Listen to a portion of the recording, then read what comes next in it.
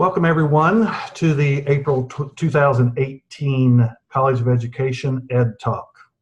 We are happy that you are here. My name is Alan Belcher. I'll be your host for today, and it's my pleasure to welcome you to the ongoing professional education series, Understand the Barriers and Be the Difference. Today's installment is entitled Mutually Constructed Education, Teaching Students to Ask for Help. Holly, can you come on, show yourself, please? There she is. Hi, Alan. Hi. I think I can hear you just fine. Great.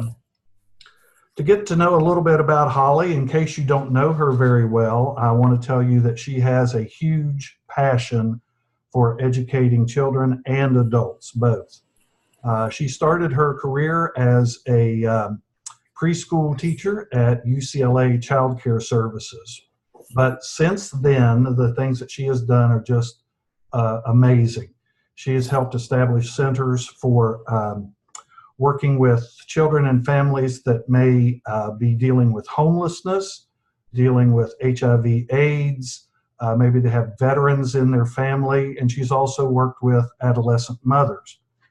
All of that experience tells Holly about the power of the human spirit and about how powerful quality education can be to individuals. On a personal note, she enjoys traveling and learning about different cultures. Recently to Costa Rica, and up next I think is Morocco. Is that right? I hope so. Hope so. FYI, Tony. Great. That request will be coming in. Okay, wonderful. If you want to close off your video, Holly, and then I can do the same, and then we'll have just the slides on the screen. And I also want to tell you that I had the privilege of meeting Holly last fall at the graduation ceremonies out in San Diego. And I can tell you without a doubt, she is a delightful young lady, a wonderful addition to the College of Education. So Holly, with that, we'll turn it over to you. Great. Thank you so much, Alan. Hi, everyone. I am Holly Lopez, and I wanted to share today a bit about my own perspective regarding online learning environments. Something I am passionate about is how, as an online educator, I can create meaningful relationships with students and support them for their own academic success. So this talk is inspired by my own experiences as both a learner and teacher, as well as our recent conference with Dr. Donna Beagle, See Poverty, Be the Difference. Hopefully my perspective will bring something new to your own work here at Ashford.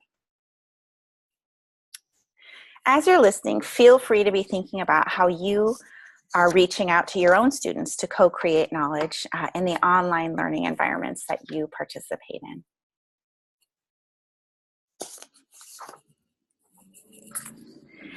I'd like to begin by telling you a story about my grandmother, with whom I am very close. My immigrant grandmother grew up in a segment of Pico Rivera, California that no longer exists. The little part of town that is now taken up by the 605 freeway was known as Jimtown. Jimtown began in the mid-19th century as a primitive labor camp for Native Americans, later joined by poor Mexican immigrants who harvested crops. My family settled along this strip of land owned by Pio Pico along the San Gabriel River because there was a need for field laborers in the vast lemon and orange groves. My great-uncle Eusebio was able to find work in the fields, while my great-grandmother took in people's washing and her sister made homemade beer during Prohibition. My family made it work with what they had. They did what they needed to do to survive.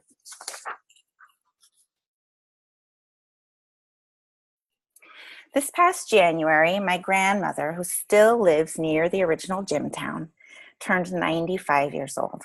She was the first in the family to speak English and used her skills to support the family beer-making business. She can still recite the ingredients she bought from the grocer because she was the only one who could communicate with him.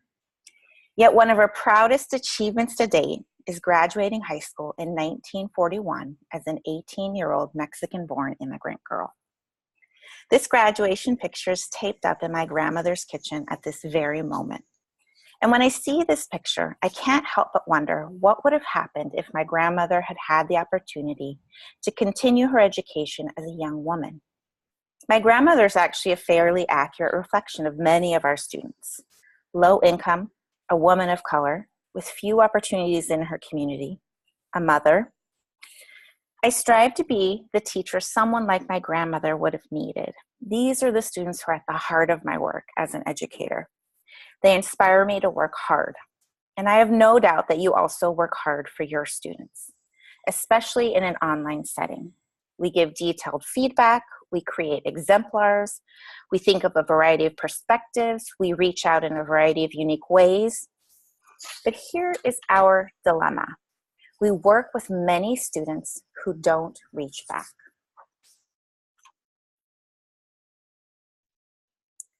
Why is this? In his book, Outliers, Malcolm Gladwell delves into what makes people successful, but not your average people. People who are outliers are people whose successful achievements fall outside the normal experience. The echoings of much of this book resonate with me because we serve a good amount of students who are trying to be successful outside of the traditional time frame, and they're trying to pursue education outside of the traditional environment. In Outliers, Gladwell highlights one study in particular called Unequal Childhoods. What researchers did was to show in detail how families with 10-year-old children went through their daily routines. They followed poor and middle-class families, both black and white, to church, soccer games, doctor's visits, watching families for hours at a time, recording the parent-child interactions. Researchers found that the upper-class families did something unique in their parenting. They concertedly cultivated their children to speak with people in authority to get what they needed. This was almost non-existent in poorer families. Gladwell shares how one child was taken to the doctor by his mother, and in the car on the way, they rehearsed the questions the child might have for the doctor. In the doctor's office, the mother stands by as her son does the majority of interaction with his doctor, even interrupting the doctor a few times to ask questions. This description of a child speaking to someone in authority absolutely blew my mind. So much so at the time I was reading this, I was teaching a diverse population of students in a face-to-face class, and I asked them if this was a situation they could relate to. One student out of 35 could relate. The rest of us agreed that our mothers would never let us be so disrespectful both to herself and to the doctor. So here's almost one entire classroom of people, including myself, who are not raised with concerted cultivation, with the confidence to interact with someone in authority and have our voices be heard. In a traditional face-to-face setting, teachers rely on verbal dialogue and feedback, body language, facial expressions. We can more naturally address these things in a physical classroom. Imagine you're teaching in the classroom. You see a student confused, frustrated, lost, disengaged. Do you reach out to the student? Do you let them drown in their own misery? Or do you offer some form of help? You help, of course, as would I, because in a face-to-face setting, struggling students are much more obvious. As online teachers, however, we don't have the luxury of external cues.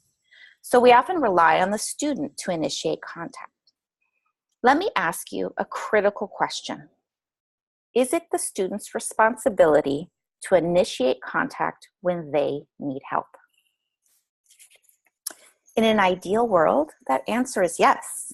In a world where all students are concertedly cultivated to navigate institutions like a four-year university in a face-to-face setting, that expectation makes sense.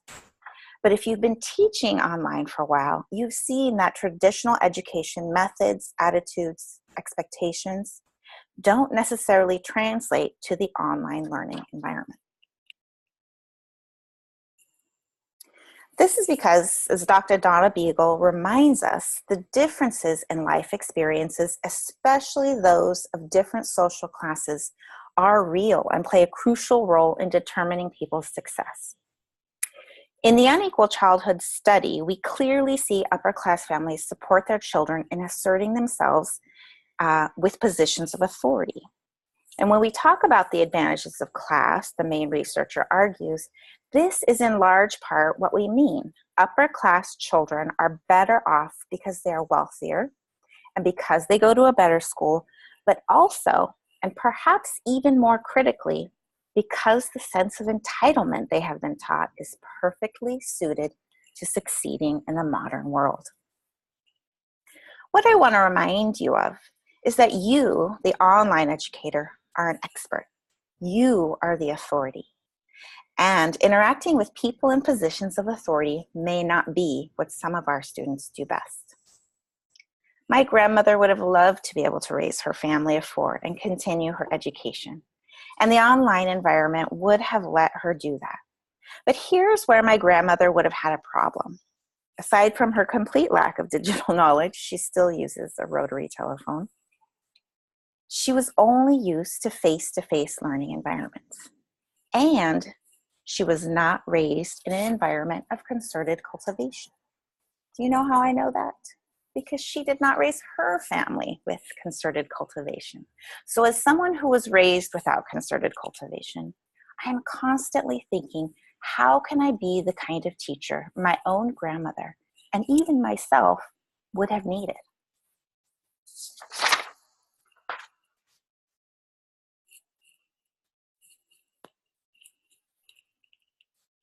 Oops, I'm into issues here.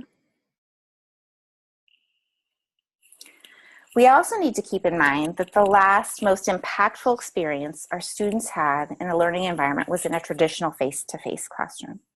Yet we expect our students not only to be able to navigate the online learning environment, but to take the initiative to ask for help when they're struggling. We are assuming that every student knows how to do this. Research reminds us technology cannot walk alone. It needs the human touch. Students need, as near as possible, a companion, another human being who cares about them. It is not enough to have occasional counseling. It should be continuous and two-way. In order for our students to thrive in this digital, educationally rigorous setting, my conclusion is that to be successful, students need to participate in mutually constructed learning. Because when you mutually construct learning with a student, this allows you to be both content instructor and concerted cultivation mentor. Scaffolding for content is not enough. To be successful, learners need the skills required for effective online learning, and those skills need to be explicitly taught and supported in the online learning environment. So I want to leave you with some key points of how to approach online teaching using a framework in which you are mutually constructing education with students. Scaffolding is key, but there are 2 specific types of scaffolding I want you to keep in mind.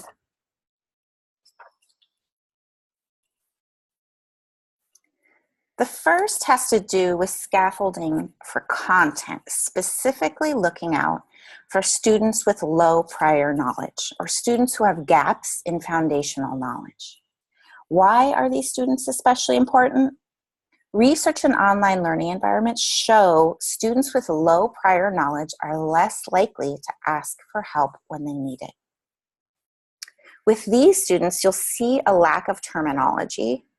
Our students often have experience in their field, but they don't know how to write about it using academic language.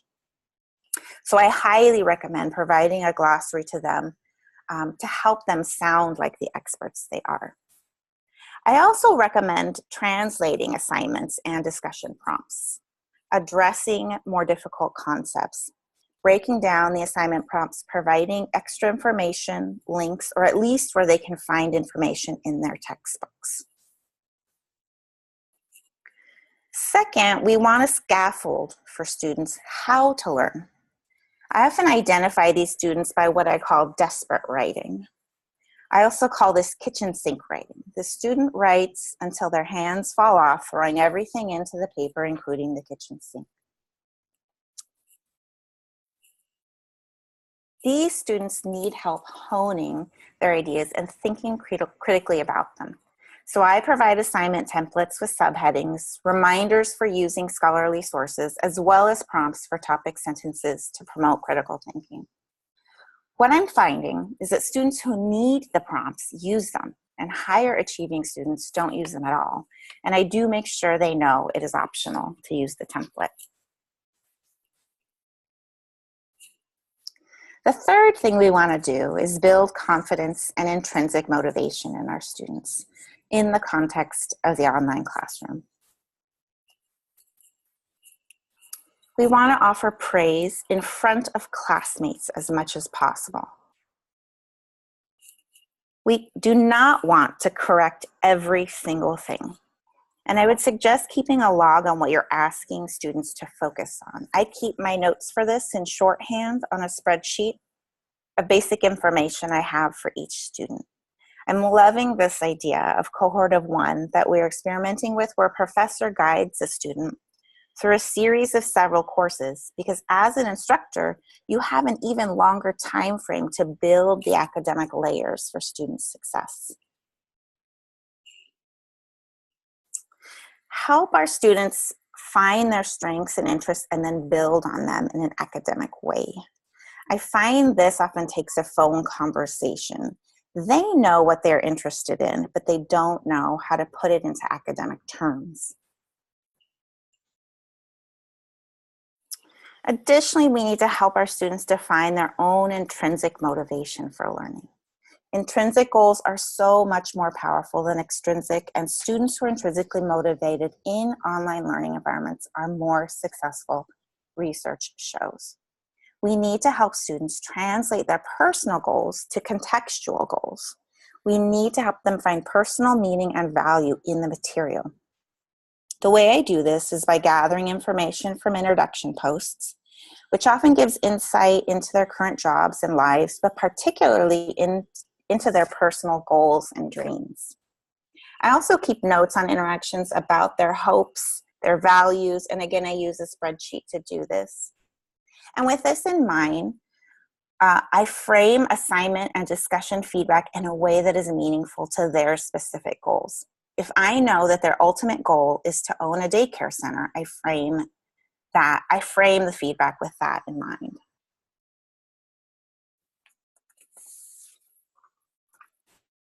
And last, when you are supporting students as concerted cultivation mentors, what you're really doing is teaching students to be entitled.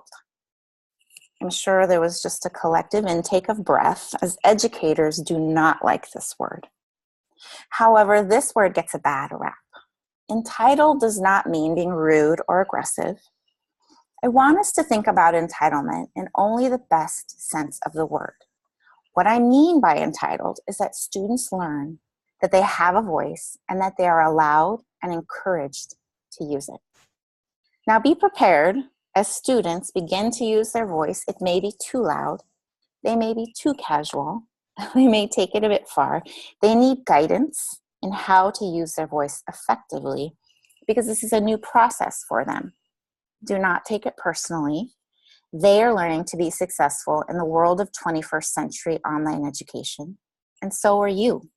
We are pioneers in this new age of education, and as ethical educators, we must grow and change our role as teacher to accommodate the needs of some of our students who may be, for the very first time, learning how to navigate quality education in the digital age. Thanks for listening.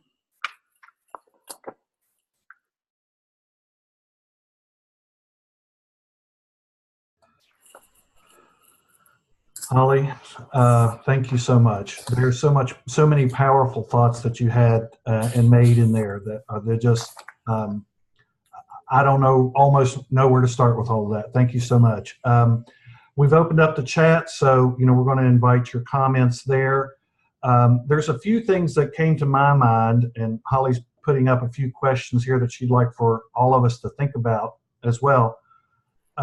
First of all, I love the story about your grandmother. That's just fantastic. And I don't know about other people that are listening, but I know sometimes I get bogged down in thinking about all of the cognitive learning outcomes that we want our students to accomplish. And I don't pay attention to these other things, the affective side. How do we motivate students? How do we build their confidence? How can we use this concept of concerted cultivation? I had not heard about that before. And then the scaffolding that goes into all of that. Those things are just, I don't know, a very powerful way of thinking about how we can go about educating our students, particularly in the online environment. So with the chat open, and Holly here as our resident expert on these topics, to share her further thoughts with that, where we certainly would like to hear your questions, and consider the questions that are on the screen. What are some flags to help you identify students who struggle? How do you help students in co-construction of knowledge? And how do you encourage students to accept the feedback that you provide to them? So please share your thoughts in the chat. If you need to open up your chat window, you can find a little chat icon, usually at the bottom in the middle, and we'll look forward to your comments. Yeah, I think what I was hoping to do, Alan, with this chat was bring a little bit something new to the table, because I know we talk about this a lot. How can we reach our students? But also, hopefully in this talk, everyone can sort of contribute, because I feel like, especially myself, this is such a burgeoning field. We're still learning how to be effective educators. And how do you suss out those students who hide, but they're struggling, and how do you reach them? Is it all individualized? What are those practices that really work for you? I think are so important to document and to share, so that we can keep moving forward in this field. And then if we have time, I thought it would be interesting to talk a little bit about what happens when you give feedback to students and they shut down, because I do notice that happens a lot with my students. They sort of get their first grade, and it's not an A+, and that's very hard for them to take. So how do we support them emotionally through that process, and accepting feedback and then growing from that? That's something I'm also super interested in. I haven't done a lot in that area, so if anyone wants to contribute, feel free. Well, Holly, that's the comment that Claire made, is for us to share with students our own experiences and difficulties, and I think that's exactly what you're talking about. That helps them understand that they're not the first person to have the problems, and being open like that as the instructor in the class, I think helps them realize that, okay, maybe I can do this too. And yeah, I do like the templates, by the way, just because I've realized it helps. Some of my students would get stuck on APA formatting, and that's not where I want them to get stuck. I want them to get stuck on content. So I want them to spend their time on content. And so that was another benefit of having the templates already set up in an APA format with the subheadings, with prompts to sort of inspire their thinking. And William makes the note too that he likes to reach out to students who appear like, maybe they've disappeared for a while, and we don't know what's going on with them. But he makes the point that, one student had been in a car accident. So allowing that student some extra time, or, communicating with them that, these are the expectations. How can I help you get there? I think that's a really good point. And Elizabeth noted that, she has identified assignments that her students struggle with, and she's providing video support for that. Another great way to reach out to students. Hey, Alan, this is Jackie. Yes, sir. I just want to say, I appreciate Holly bringing this to us, because it just sounds so simple, getting students to ask for help. Well, the short answer is, hey, everybody, if you have any questions, let me know. Ask for help. And we're done. Yeah. And, we laugh about that, but I wonder how many of us are guilty of sitting there thinking, you know what, if they need me, I'm here, they'll ask. So I appreciate you raising my awareness of this, and then at the same time giving me some examples of perhaps what I can do to kind of bring that out and let them know that it's okay, and that they're in a place that encourages asking and seeking that help and information. And then also I absolutely appreciate your comment you just made about when students don't get that A plus. I think, Holly, you might have another EdTalk in you about getting students to understand that it's not always about the grade. So I appreciate that. Thank you. And Holly, there's a number of folks that are commenting in the chat too about how they have just recently shared their own struggle as a student with their students, and what a difference that has made. Tisha, for instance, talked about helping a student over an issue that came out through Turnitin, and making that relationship with the student, helping them understand that we really are here to help. However we can do that, as Jackie was just saying, I think is a great thing for us to think about.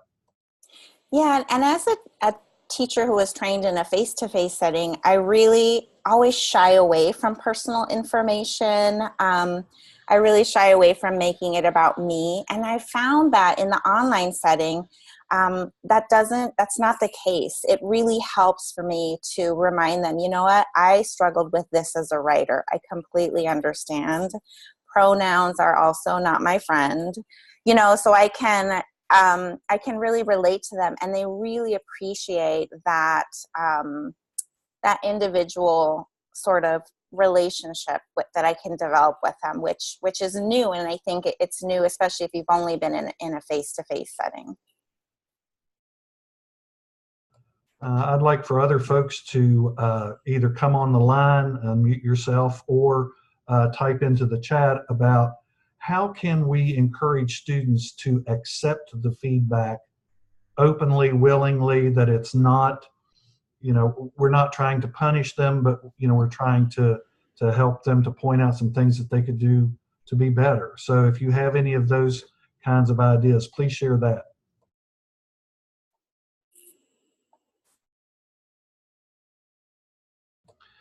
Angela makes the point that it helps students to know that we're not just a face on the screen, that we really are a real person. So that's certainly true. Yeah. And I do find also just knowing, someone talked earlier about hunting those missing students down, and having them realize that we really do care. We do want them to be successful. Their success is our success. And I find that they're often very surprised with that. When they hear our voice, right? They sort of make these assumptions that we're this big authoritative, teacher, and then they hear our voice and like, oh, that she's not a monster, she really is looking out for me and for my education. Yes, when they hear the voice, Kelly makes the point that then they don't assume a certain tone that may come through the written word, but they can hear our voice and how much we really, are concerned about whatever the issue is that they've had. And as Jackie points out, he says, now for next time, which encourages them, gets them to want to stay around and continue to, work in the class. So that's a good point there. Claire makes an interesting point there, the difference between medical field, keeping a distance, and what we're doing here, really trying to be very personalized with folks. So that's a good point. And Tamika, thank you for that. The delivery is important. How we deliver the message is truly important. Yeah, also mention what they were doing right. I love that, Jackie, and that's so true. And something that I learned from Newt was to do sort of a weekly shout out, and that's part of my offering praise, because I'll pick a little section of writing or a section of a discussion And I'll ask, can I share this? This was really great. And it just boosts their confidence so much. And I make sure, on my little spreadsheet where I'm checking off that I've hit the discussions, that's also going to be next, an addition on my spreadsheet where I'm checking off, have I given them praise in front of classmates, and picked out something of theirs that impressed me.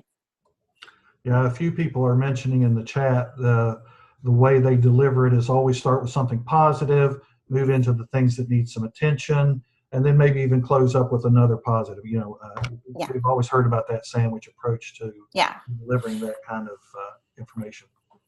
No, definitely. But I found that, for instance, when you look at our rubric as it is right now in the discussion rubric, there is a lot in there. And it's tempting to want to address each and every little piece.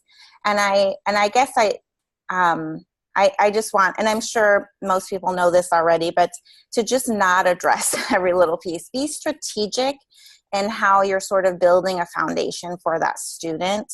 And it does require that you have to take some notes on them, because we do have a lot of students, and you have to kind of go back and be like, what did I ask him to work on? Well, it wasn't, it wasn't this. So it was, so did he get better in this? Okay, yes. So I'm going to give him praise for that. And then we're going to move forward in this next phase. So I just feel like, I wonder if it's tempting for some instructors to kind of hit everything at once, because they want to make sure students are getting their money's worth, or they want to look like they're giving very good feedback, which they are, but it can be just overwhelming, and it just needs to be strategically done.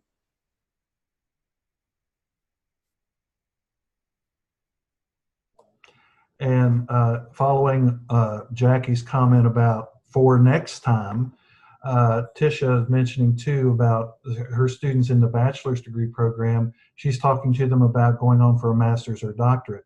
And that really, I guess, sparks an interest, helps them know, yes, you can do this. So she's cultivating, their confidence through that. So I think that's a great point. Yeah, I love that idea that they deserve to be here. You deserve to be here. You didn't, you didn't sneak in. You earned it, and so I want to keep reminding students of that. And it looks like the chat may be winding down. Are there any final comments from anyone in the audience, or from you, Holly? None from me. Feel free to give me feedback on anything. I'm always looking to grow. And if you want any samples, feel free to email me. I'll type my email in the chat. And just give me a call or shoot me an email, and I'm happy to share any resources. Or if you want to share resources or ideas with me, feel free to do so. Thank you so much for listening. And thanks, everyone. Holly, thank you so much for sharing so much about your family, your life, your work. We appreciate it very much. It's been wonderful.